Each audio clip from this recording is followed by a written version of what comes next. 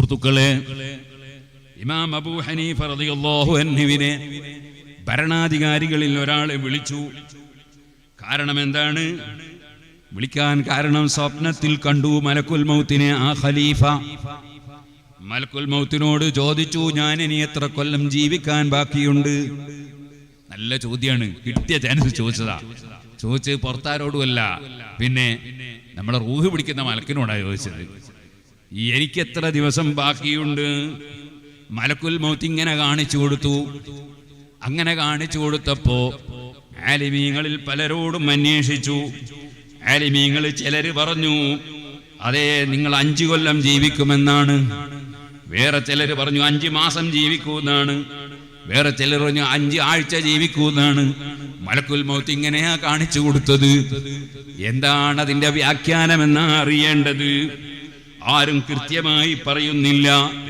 മറുപടി കൊണ്ട് ഖലീഫക്ക് തൃപ്തിയായില്ല. അങ്ങനെ മഹാനായ അബൂ ഹനീഫ റളിയല്ലാഹു അൻഹുവിനെ സംബന്ധിച്ച് കേട്ടു. നല്ലൊരു യുവാവായ പണ്ഡിതനുണ്ട്, വലിയ ബുദ്ധിമാനാണ്, വലിയ കഴിവുള്ള ആളാണ്. അതേ ആ യുവ പണ്ഡിതനായ അബൂ ഹനീഫ റളിയല്ലാഹു അൻഹുവിനെ വിളിപ്പിച്ചു. സംഭവം പറഞ്ഞു. അങ്ങനെ പറഞ്ഞപ്പോൾ ബഹുമാനപ്പെട്ടവർ പറഞ്ഞു, അശാറ ബിൽ അസാബിൽ ഖംസതി ഇലൽ അസിയാഇൽ ഖംസാ. മലക്കുൽ മൗത്ത് 5 വിഷയങ്ങളിലേക്കാണ് 5 വിരലുകൾ കാണിച്ചത്. ലാ യഅലമുഹാ ഇല്ലല്ലാഹ്, അല്ലാഹു അല്ലാതെ അതിനെ സ്വന്തമായി അറിയുന്ന ആരുമില്ല. അതേതാണ്? ഇന്നല്ലാഹ ഇൻദഹു ഇൽമുസ്സാഅതി വയുനസ്സിലുൽ ഗൈസ വയഅലമു മാ ഫിൽ അർഹാമി വമാ തദ്രി നഫ്സും മാദാ തക്സിബു ഗദൻ വമാ തദ്രി നഫ്സും ബിഅയ്യി അർളിൻ തമൂത് ഇന്നല്ലാഹ അലീമുൻ ഖബീർ. സൂറത്തുൽ ലുഖ്മാനിലെ മഫാത്തിഹുൽ ഗൈബ് എന്ന പേരിൽ പറയപ്പെടുന്ന ഈ 5 കാര്യങ്ങൾ അതിൽപ്പെട്ട ഒന്നാണല്ലോ മരണത്തിന്റെ സമയം, മറ്റൊന്നാണല്ലോ ഖിയാമത്ത് നാള്, അതുപോലെയാണല്ലോ മഴ പെയ്യിപ്പിക്കുന്നത്. ഉറപ്പിച്ച് ഇന്ന സമയം മഴ പെയ്യുമെന്ന് ഉറപ്പിച്ചൊരാൾക്കും പറയാൻ കഴിയൂല. ഇൽമ് എന്നാൽ ഉറപ്പാണെന്ന് ഞാൻ നേരത്തെ തന്നെ പറഞ്ഞിട്ടുണ്ട്. അപ്പോൾ ഉറപ്പിച്ച് പറയാൻ ആർക്കും കഴിയില്ല. അതുപോലെ വയഅലമു മാ ഫിൽ അർഹാം, അതാ ഒരു സ്ത്രീയുടെ ഗർഭാശയത്തിലുള്ള കുട്ടി, ആ കുട്ടി ഈമാനോടെ മരിക്കുമോ അല്ല ഈമാനില്ലാതെ ചത്തുപോകുമോ വേറെ ആർക്കും പറയാൻ കഴിയില്ല. അതുപോലെ തുടങ്ങി പല കാര്യങ്ങളും പറയാൻ കഴിയില്ല. അതെ, ഞാൻ നേരത്തെ തീരുമാനിച്ചത് മഗ്രിബിന് മുമ്പോ മഗ്രിബിന് തൊട്ടോ ഇവിടെ എത്തണമെന്നാണ്. പക്ഷേ എനിക്കത് കഴിഞ്ഞില്ല. അതുപോലെ പലർക്കും പലതും വിചാരിച്ചത് കഴിയുന്നില്ല. നാളെ എന്ത് ചെയ്യുമെന്നത് ഇന്ന് പറയാൻ കഴിയുന്നില്ല. അത് പടച്ചവന്റെ അടുക്കലുള്ള കാര്യമാണ്. വമാ തദ്രി നഫ്സും ബിഅയ്യി അർളിൻ തമൂത്, എവിടെ വെച്ചാണ് മരിക്കുന്നതെന്ന് പറയാൻ കഴിയുന്നില്ല.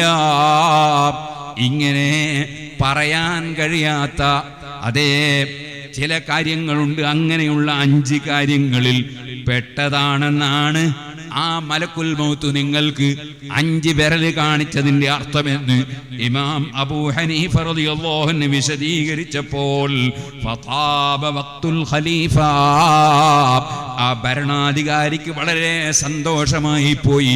കൃത്യമായ മറുപടിയാണ്. കൃത്യമായ മറുപടി കിട്ടിയാൽ നമ്മുടെ മനസ്സിനുണ്ടാകുന്നൊരു ശമനമുണ്ട്. ആ ശമനത്തെ കുറിച്ചാണ് ഇൻഷാ അല്ലാഹ് ഞാൻ ശേഷം പറയാൻ പോകുന്നത്. കോട്ടൂർ ഉസ്താദിൽ നിന്ന് പൊന്മള ഉസ്താദിന് കിട്ടി, ഞങ്ങൾക്ക് കൈമാറിയപ്പോൾ എൻ്റെ മനസ്സിലുണ്ടായ ഒരു സമാധാനം, ഞാൻ അതിലേക്കാണ് വരുന്നത്. പക്ഷേ നമ്മളിവിടെ ഓർക്കണം, എല്ലാം കൊടുക്കുന്നവൻ അല്ലാഹുവാണ്, തടയുന്നവൻ അല്ലാഹുവാണ്.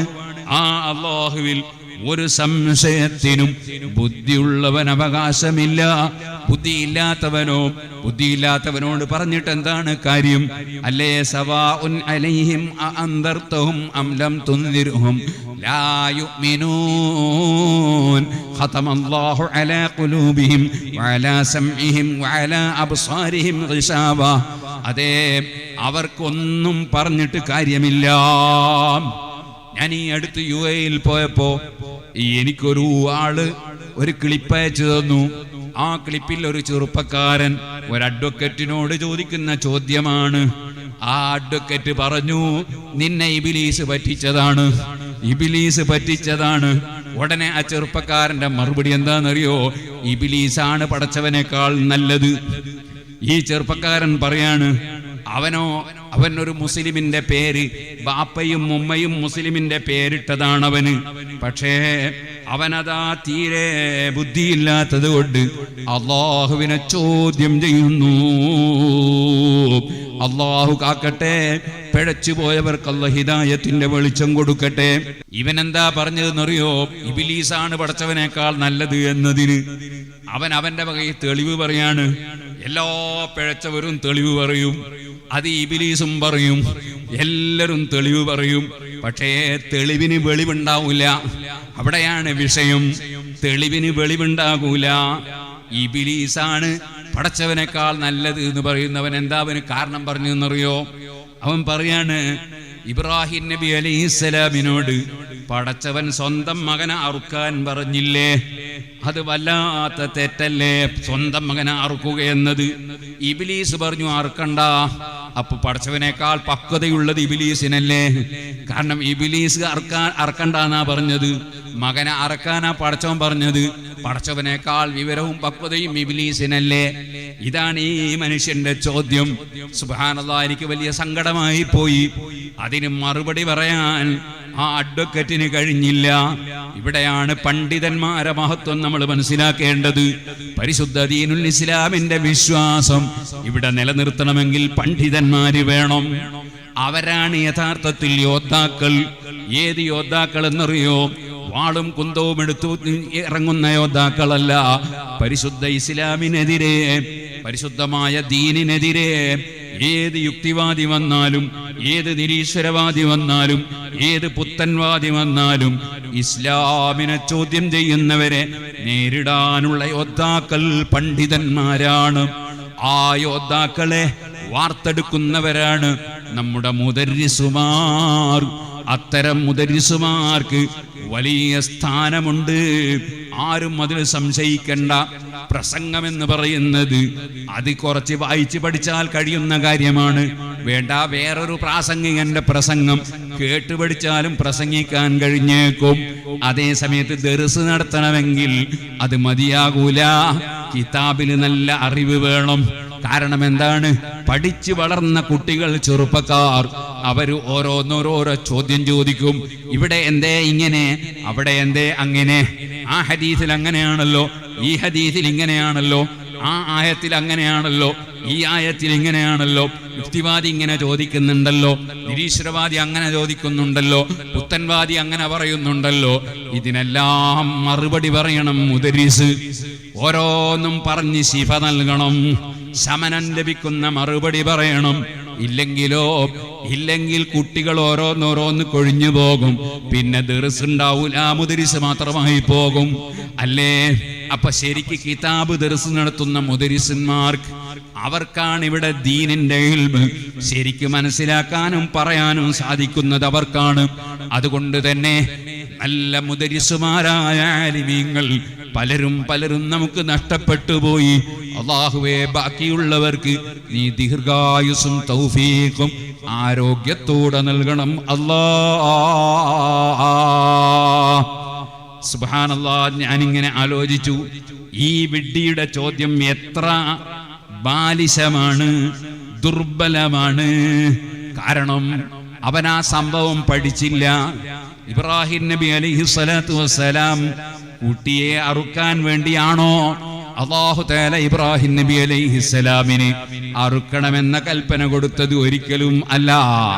പിന്നെ എന്തിനാണ് അറുക്കേണ്ടതില്ല എന്ന് അല്ലാഹുവിനറിയാം. അല്ലാഹുവിന്റെ തീരുമാനത്തെക്കുറിച്ച് ഈ വിഡ്ഢിക്കൊന്നും അറിയില്ല. അല്ലാഹുവിന്റെ തീരുമാനം ഇസ്മായിൽ നബി അലൈഹിസ്സലാത്തു വസ്സലാമിനെ അറുക്കരുത് എന്നാണ്, അറുക്കണ്ട എന്നുമാണ്. അതേ സമയത്ത് ഇബ്രാഹിം നബി അല്ലാഹു തആല ഖലീലായി തെരഞ്ഞെടുത്തിട്ടുണ്ട്. അതേ ഇബ്രാഹിം നബിയെ അല്ലാഹു തആല വളരെയേറെ സ്നേഹിക്കുന്ന അവന്റെ ഖലീലായി തെരഞ്ഞെടുത്തിട്ടുണ്ട്. അപ്പോൾ എന്തുകൊണ്ട് തെരഞ്ഞെടുത്തു എന്ന ഒരു ചോദ്യം ബുദ്ധിയുള്ളവരുടെ മുന്നിൽ വരും. അങ്ങനെ വരുമ്പോൾ അവർക്ക് ചില ചരിത്രങ്ങൾ പഠിപ്പിച്ചു കൊടുക്കേണ്ടതുണ്ട്. വെറുതെ തെരഞ്ഞെടുത്തതല്ല, മറിച്ച് സ്വന്തം ശരീരത്തെക്കാളും സ്വന്തം മക്കളെക്കാളും ഏറ്റവും പ്രിയപ്പെട്ട മകൻ, എത്രയോ കാലം മക്കളില്ലാതെ ജീവിച്ചിട്ട് കിട്ടിയ മകനാണ്. ആ മകൻ അതേ കൂടെ പോകാനും വരാനുമൊക്കെയുള്ള തൻ്റെ ഇടമായതിനു ശേഷമാണല്ലോ അറുക്കാനുള്ള കൽപ്പന. അള്ളാഹുവിനറിയാം ഇത് അറുക്കലുണ്ടാകൂല, അറുക്കാൻ വേണ്ടി പറഞ്ഞതും അല്ല. അത് റബ്ബിനറിയാമല്ലോ ഇനി എന്താണ് നടക്കുന്നതെന്നറിയുന്നവനല്ലേ അല്ലാഹ്. ഈ വിഡ്ഢിയായ യുക്തിവാദിയെ പോലെ നാളെ നടക്കുന്നത് എന്താണെന്നറിയാത്തവനല്ലല്ലോ അല്ലാഹ്. അല്ലാഹു തആല പിന്നെ എന്തിനാണ് അറുക്കാൻ പറഞ്ഞത്? ഇബ്രാഹിം നബി അലൈഹി സ്വലാത്തു വസ്സലാമിന്റെ മഹത്വം ജനങ്ങൾക്ക് ബോധ്യപ്പെടുത്താനാണ് ഇബ്രാഹിം നബി അലൈഹി ഇസ്ലാമിനോട് അറുക്കാൻ പറഞ്ഞത്. വൈദിബ്തല ഇബ്രാഹിം നബി അലൈഹി സ്വലാത്തു വസ്സലാമിനെ അല്ലാഹു പല നിലക്കും പരീക്ഷണങ്ങൾ നടത്തിയിട്ടുണ്ട്. ആ പരീക്ഷണങ്ങളിൽ ഒരു പരീക്ഷയാണിത്. ഈ പരീക്ഷയിൽ ഇബ്രാഹിം നബി അലൈഹിസ്സലാം വിജയിക്കുമെന്നത് മുൻകൂട്ടി തന്നെ അള്ളാഹുവിനറിയാം. പക്ഷേ പിന്നെന്തിനാണ് പരീക്ഷ? അള്ളാഹുവിന് പരീക്ഷിച്ചറിയാൻ വേണ്ടിയല്ല. ജാമിയത്തുൽ ഹിന്ദിന്റെ പരീക്ഷയുമായി സുബ്ഹാനല്ലാഹ് കുട്ടികളെ സമീപിക്കാറുണ്ട്. ജാമിയത്തുൽ ഹിന്ദിലെ പാസ്സായ കുട്ടികൾക്ക് സർട്ടിഫിക്കറ്റ് കൊടുത്തു വരികയാണ്. നമ്മുടെ മുഹമ്മദ് അലി സഖാഫി അടക്കമുള്ളവർ, ഞാനും അവിടെ ഉണ്ടായിരുന്നു. റയീസുൽ ഉലമയും അതുപോലെ തന്നെ സുൽത്താനുൽ ഉലമയും അതുപോലെ അലിബാഫക്ക് തങ്ങളുമൊക്കെ അവരുടെ നേതൃത്വത്തിൽ അവർക്ക് സർട്ടിഫിക്കറ്റ് കൊടുത്തു. നമ്മൾ പരീക്ഷിച്ച അള്ളാന്റെ പരീക്ഷ പോലെയല്ല. നമുക്ക് കുട്ടികളെ തിരിയാൻ തന്നെയാ പരീക്ഷിച്ചത്. മാർക്ക് വാങ്ങൂ ഇല്ലേ നമുക്ക് മുൻകൂട്ടി അറിയില്ല. അള്ളാഹുവിന്റെ പരീക്ഷ എന്ന് കേൾക്കുമ്പോ ആരും തെറ്റിദ്ധരിക്കണ്ട. പടച്ചവനും പരീക്ഷിച്ചു നോക്കിയിട്ട് മനസ്സിലാക്കേണ്ടതൊന്നുമില്ല, നേരത്തെ തന്നെ അറിയാം. പിന്നെ എന്തിനാണ് പരീക്ഷ? പരീക്ഷ എന്തിനാണ്? പരീക്ഷിച്ച് നിങ്ങളെ ബോധ്യപ്പെടുത്താനാണ്. അല്ലേ?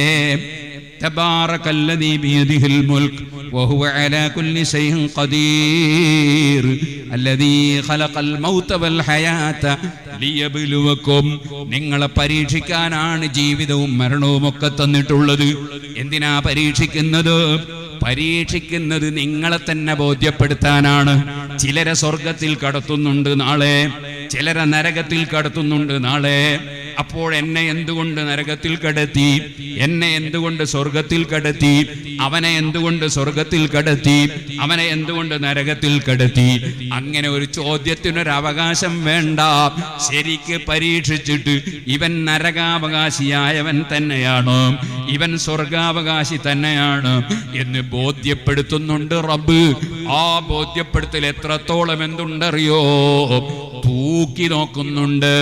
നന്മയും തിന്മയും രണ്ട് തട്ടിലിട്ട് തൂക്കുന്നത് പോലെ രണ്ട് തട്ടിലിട്ടുള്ള തൂക്കൽ തൂക്കുന്നുണ്ട്. കാരണം എത്രയും ചെറിയ അളവ് വ്യത്യാസം ബോധ്യപ്പെടാൻ പറ്റുന്ന ഒരു ഉപകരണമാണ് തുലാസ്. അളവ് പോലെയല്ല, അളവ് ചിലപ്പോൾ അങ്ങോട്ടും ഇങ്ങോട്ടൊക്കെ ആകും. അതുകൊണ്ട് ആ വലിയ വിലയുള്ള പൊന്ന് തൂക്കിയിട്ടാ കണക്കാക്കല്, അല്ലേ? വലിയ വലിയ വിലയുള്ളതൊക്കെ തൂക്കലാണ്. കാരണം ചെറിയ അംശം വരെ വേർതിരിച്ചറിയാൻ കഴിയും. അതിന്റെ തെമ്മീസിന് വേണ്ടി തൂക്കുകയാണ്. ഇരിക്കട്ടെ, ഞാൻ പറഞ്ഞു വന്നത്, അപ്പോ അല്ലാഹു തആല അവനവന്റെ റിക്കാർഡുകൾ അത് മലക്കുകൾ മുഖേന റിക്കാർഡാക്കിയിട്ട് കൊടുത്ത് വായിപ്പിക്കുന്നുണ്ട്. അവിടെ അവനവന്റെ കിതാബിൽ നന്മകൾ രേഖപ്പെടുത്തിയിട്ട് സന്തോഷത്തോടെ വലത്തെ കയ്യിൽ കിതാബ് കിട്ടുന്നവൻ നല്ല റിസൾട്ട് കിട്ടിയാൽ ആ റിസൾട്ടും കൊണ്ട് ബാപ്പന്റെയും ഉമ്മന്റെയും ഉസ്താദിന്റെയും അടുത്തേക്ക് ഓടിച്ചെല്ലുന്ന മക്കളെ പോലെ നല്ല റിസൾട്ട് കിട്ടിയ മുഅ്മിനീങ്ങൾ, അല്ലാഹുവേ ഞങ്ങളെ ആ കൂട്ടത്തിൽ നീ ഉൾപ്പെടുത്തണേ അല്ലാഹ്.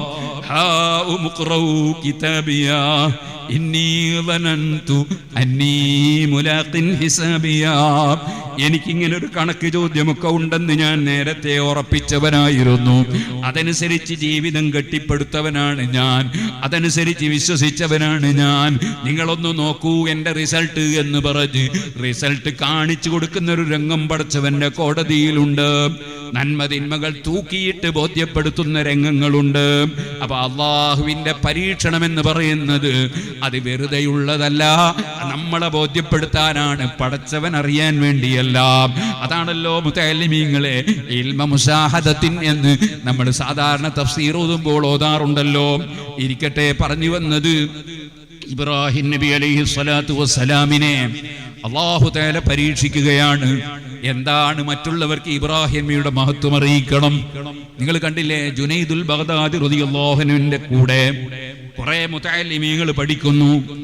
ഒരു മുതഅല്ലിമിനോട് ജുനൈദുൽ ബഗ്ദാദി തങ്ങൾക്ക് കൂടുതൽ ഒരു താല്പര്യമാണ്.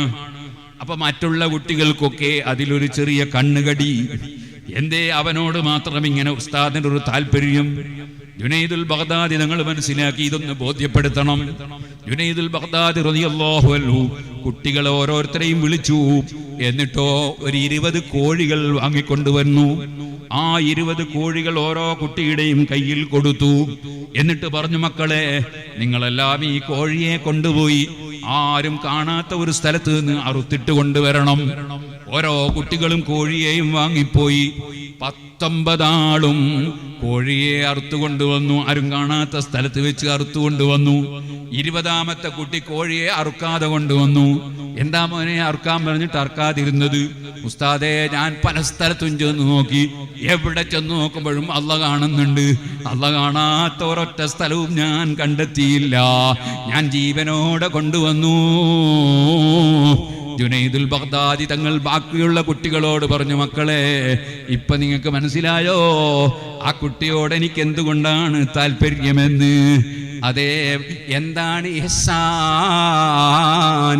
കർമ്മങ്ങളും വിശ്വാസങ്ങളും നന്നാക്കൽ എങ്ങനെയാണെന്ന് ഹബീബ് നബി തങ്ങളോട് ചോദിച്ചപ്പോ, അൻതഅബ്ദുല്ലാഹ കഅന്നക തറാഹ് ഇല്ലം തകുൻ തറാഹു ഫഇന്നഹു യറാക്. അങ്ങോട്ട് കാണുന്ന വിധത്തിലുള്ളൊരു സ്ഥാനത്തേക്ക് നീ ഉയരുന്നില്ലെങ്കിൽ നിന്നെ ഇങ്ങോട്ട് അല്ലാഹു കാണുന്നുണ്ടല്ലോ. ആ ഒരു ചിന്തയിലാകണമല്ലോ മനുഷ്യന്റെ കർമ്മങ്ങൾ. ആ കർമ്മത്തിലേക്ക് ഈ മുതഅല്ലിമായ കാലത്ത് തന്നെ എത്തിച്ചേർന്ന മുതഅല്ലിമാണത്. അല്ലാഹു കാണാത്ത സ്ഥലങ്ങളില്ല. ഉസ്താദ് കാണാതെ പലതും ചെയ്യാൻ കഴിഞ്ഞേക്കാം, ഭാര്യ കാണാതെ പലരെയും വിളിക്കാൻ കഴിഞ്ഞേക്കാം, ഭർത്താവ് കാണാതെ പലരെയും ഫോൺ ചെയ്യാൻ കഴിഞ്ഞേക്കാം, ബാപ്പ ഉമ്മ അറിയാതെ പലതും ചെയ്യാൻ സാധിച്ചേക്കാം. പക്ഷേ ഇന്നല്ലാഹ കാന അലൈക്കും റഖീബാ, എവിടെയായാലും വീക്ഷിക്കുന്ന പടച്ചവനിൽ നിന്ന് മാറി നിൽക്കാൻ ലോകത്തൊരാൾക്കും കഴിയില്ലല്ലോ. അതാണ് ജുനൈദുൽ ബഗ്ദാദി തങ്ങൾ പരീക്ഷ നടത്തിയത്. പരീക്ഷ നടത്തുന്നതിന് മുമ്പ് തന്നെ ജുനൈദുൽ ബഗ്ദാദി തങ്ങൾക്കറിയാം ഈ കുട്ടി ഒരു സാധാരണ കുട്ടിയല്ല. ഇതുപോലെ ഇത് അല്ലാഹുവിന്റെ ഔലിയാക്കൾപ്പെട്ട ഒരു മഹാനാണ്, അല്ലെങ്കിൽ ത്വരീഖത്തിന്റെ ശൈഖാണ്. അതേ, ആ സൂഫിയാക്കളെ ശൈഖായ ജുനൈദുൽ ബഗ്ദാദി തങ്ങൾക്ക് ഇത്തരം അറിവ് അല്ലാഹ് കൊടുത്തിട്ടുണ്ടെങ്കിൽ, സ്വന്തമായി തുടക്കമില്ലാതെ അറിവുള്ള അലീമും ഖബീറുമായ അല്ലാഹ് അവന് ഇബ്രാഹിം നബിയെ പരീക്ഷിച്ചു നോക്കിയിട്ട് റിസൾട്ട് അറിയേണ്ടതില്ല. പക്ഷെ ഇബ്രാഹിം നബി അലൈഹിസ്സലാമിനെ ഞാൻ എന്തുകൊണ്ട് ബഹുമാനിക്കുന്നു? كذلك نري إبراهيم ملكوت السماوات والأرض وليكون من الموقنين. ഒരുപാട് അറിവുകൾ സ്വർഗത്തിൽ കടന്നാൽ ഞാൻ എവിടെയാണ് പോയി കിടക്കുക എന്നത് വരെ കാണാൻ കഴിഞ്ഞ ആളാണ് ഖലീലുല്ലാഹി ഇബ്രാഹിം അലൈഹി സ്വലാത്തു വസ്സലാം. പക്ഷേ അല്ലാഹുവിന്റെ ഹബീബ് മുഹമ്മദുർ റസൂലുള്ളാഹി അതിന്റെയൊക്കെ എത്രയോ അപ്പുറത്താണല്ലോ.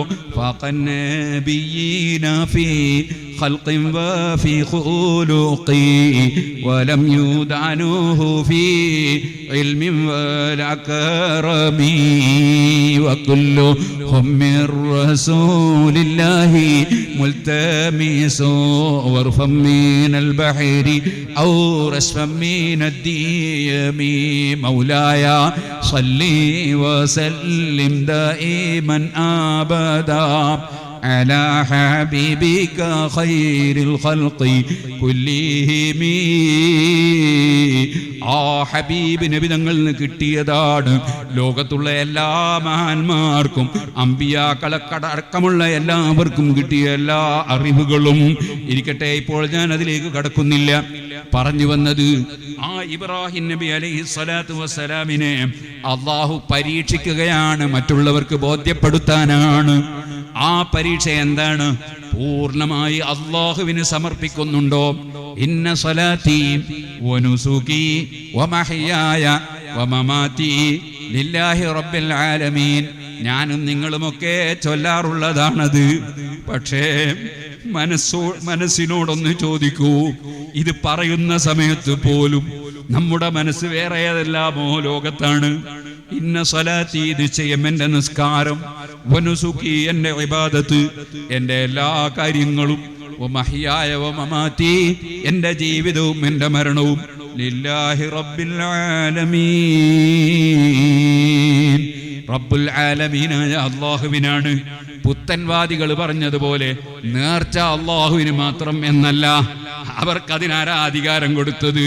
സുന്നത്ത് ജമാഅത്തിന്റെ വിശ്വാസം നേർച്ച മാത്രം അള്ളാഹ്ക്ക് എന്നല്ല, ജീവിതവും മരണവും അടക്കം എല്ലാം അള്ളാഹുവിനാണ്. അള്ളാഹുവിനല്ലാതെ ഒരു മുഅ്മിൻ ഒന്നും സമർപ്പിക്കുന്നില്ല. എന്തിനാണ് പുത്തൻവാദികൾ അങ്ങനെ പറഞ്ഞത്? നേർച്ച അള്ളാഹ്ക്ക് മാത്രം. അത് ബദരീങ്ങളുടെ പേരിൽ കോയിന ആരെങ്കിലും നേർച്ചയാക്കിയിട്ടുണ്ടെങ്കിൽ അതുകൊണ്ട് നരകത്ത് കടന്നു ഇസ്ലാമെന്ന് പുറത്തുപോയി വിധിക്കാനാണ്. വിഡിത്തോന്നല്ലാതെ എന്ത് പറയാനാ? അല്ലേ? ഒരാള് ഈ പുത്തൻവാദിയുടെ ബാപ്പ ഒരു മുസ്ലിമായിരുന്നു. ആ മുസ്ലിമായ ബാപ്പന്റെ പേരിൽ മയ്യിത്ത് നിസ്കരിക്കാൻ നേർച്ചയാക്കി. കാരണം ഈ ബാപ്പ ശരിയായ സുന്നിയാണ്. ഇവനെങ്ങനെയായി പോയതാ? യുഖ്രിജുൽ ഹയ്യ മിനൽ മയ്യിത്തി വയുഖ്രിജുൽ മയ്യിത്ത മിനൽ ഹയ്യി എന്നല്ലേ ഖുർആനിൽ അല്ലാഹു തആല പറഞ്ഞത്? ജീവനുള്ള സാധനത്തിൽ നിന്ന് ജീവനില്ലാത്തതും ജീവനില്ലാത്തതിൽ ജീവനുള്ളതും പുറത്തു വരും. അങ്ങനെ മുട്ടൻ്റെ ഉള്ളിൽ നിന്നതാ നല്ല ജീവനുള്ള കോഴിക്കുട്ടി വരുന്നത്, അതേസമയത്ത് ജീവനുള്ള കോഴിയുടെ വയറ്റിൽ നിന്നതാ ജീവനില്ലാത്ത മുട്ട വരുന്നത്. ഇതുപോലെ അബൂജഹലിനതാ നല്ല ഒന്നാം നമ്പർ സഹാബിയായ മകനുണ്ടാകുന്നു, അതേസമയത്ത് അതാ നൂഹ് നബി അലൈഹി സ്വലാത്തു വസ്സലാമിനതാ കൻആൻ എന്ന് പറയുന്ന കാഫിർ ഉണ്ടാകുന്നു. അങ്ങനെയാണല്ലോ ലോകത്തിന്റെ അവസ്ഥ. അപ്പൊ ബാപ്പ നല്ല ക്ലാസ് സുന്നിയാണ്, അയാൾക്ക് മയ്യിത്ത് നിസ്കരിക്കാൻ വേണ്ടി ഒരാൾ നേർച്ചയാക്കി. എന്താ നേർച്ചയാക്കിയത്? അഹമ്മദാജിന്റെ പേരിൽ മയ്യിത്ത് നിസ്കരിക്കാൻ നേർച്ചയാക്കി. നിസ്കാരം അള്ളാഹുവിനല്ലാതെ സമർപ്പിക്കാൻ പാടില്ല. പിന്നെ അള്ളാഹ്ക്കല്ലാണ്ട് പിന്നെ ആർക്കാ മയ്യിത്ത് നിസ്കരിക്കുന്നത്? അള്ളാഹുവിനാണ് മയ്യിത്ത് നിസ്കാരം സമർപ്പിക്കുന്നത്. അത് അയാളെ പേരിലാണ്. അയാളെ പേരിൽ അള്ളാഹുവിനാണ് മയ്യിത്ത് നിസ്കരിക്കുന്നത്. അള്ളാഹുവിനല്ലാതെ ആർക്കും നിസ്കരിക്കോ? അള്ളാഹ്ക്കല്ലാണ്ട് നോമ്പെടുക്കോ? അള്ളാഹുവിനല്ലാതെ എന്തെങ്കിലും ചെയ്യോ? ഹദീസിൽ സഹീൽ ബുഖാരിയിൽ പല സ്ഥലത്തും കാണാം നബി സല്ലല്ലാഹു അലൈഹി വസല്ലം തങ്ങൾ പറഞ്ഞതും കാണാം. അതുപോലെ തന്നെ പറഞ്ഞ വാചകങ്ങൾ തന്നെ നമുക്ക് കാണാം. ആരെങ്കിലും ജനങ്ങൾക്ക് വേണ്ടി നിസ്കരിക്കുകയാണെങ്കിൽ ഫൽയുഖഫിഫ്. ഞാൻ മെഞ്ഞാന്ന് മുത്തഅല്ലിമി ഓതി കൊടുത്ത ഹദീസാണ്. എന്ത്?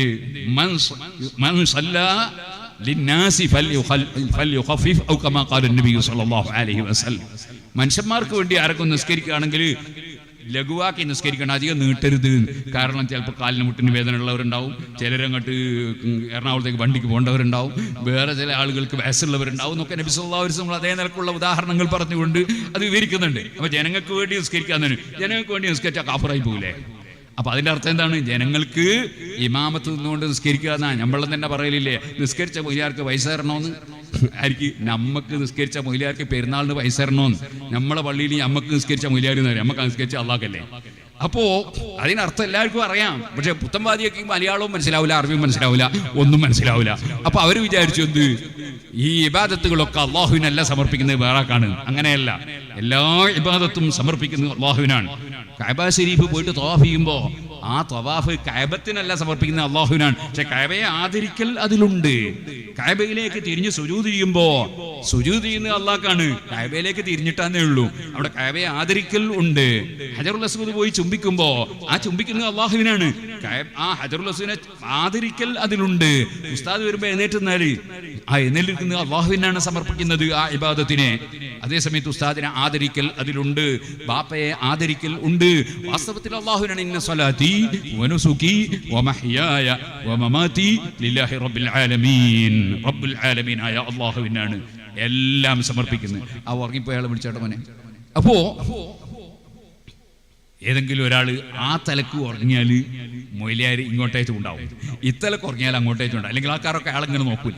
അപ്പോൾ സഹോദരന്മാരെ, ഞാൻ പറഞ്ഞു വന്നത് ഇന്ന സ്വലാത്തി വനുസുകി വമഹ്യായ വമമാതി ലില്ലാഹി റബ്ബിൽ ആലമീൻ, അല്ലാഹുവിനെ സമർപ്പിക്കും. അത് വെറും പറച്ചില് പോരല്ലോ, അത് 100% തെളിയിക്കപ്പെടേണ്ടതുണ്ട്.